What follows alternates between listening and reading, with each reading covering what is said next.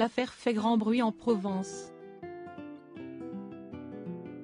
Nicolas Pagnol, petit-fils du célèbre écrivain Marcel Pagnol, se fait expulser du château de la Busine, lieu même qui a inspiré le roman incontournable de l'auteur Le Château de ma mère.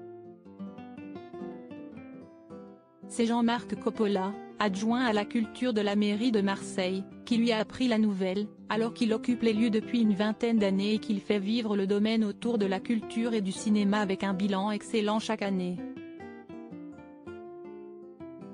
À la place, le maire, Benoît Payan, et ses élus comptent y installer le Centre de culture ouvrière, un organisme social de l'extrême gauche.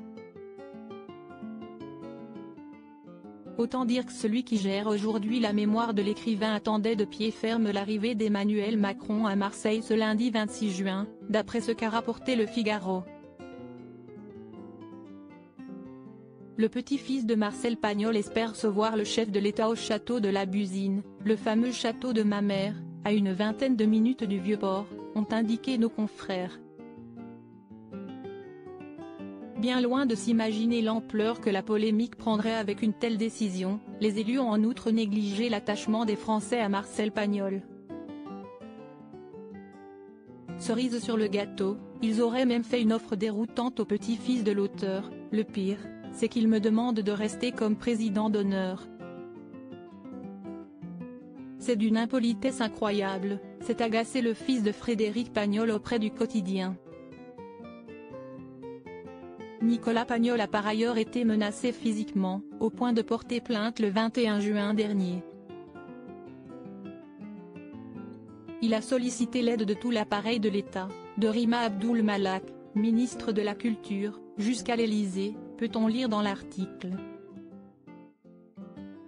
Reste à savoir si son appel à Emmanuel Macron a été entendu. Nicolas Pagnol extrêmement attaché au château. Ce n'est pas la première fois que Nicolas Pagnol fait part de sa frustration auprès du Figaro. Le 15 juin dernier, celui qui a été l'assistant réalisateur de nombreux cinéastes de renom avait déploré le manque d'expérience du Centre de culture ouvrière en matière de culture.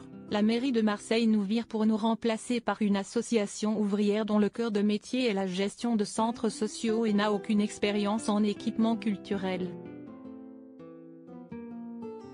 Et de poursuivre, meurtris par la perte du château, ils vont transformer ce lieu mythique du patrimoine de Provence en maison de quartier. Ce château, ce n'est pas juste 4 murs et un toit. Si est-il l'histoire de mon grand-père. J'y suis extrêmement attaché.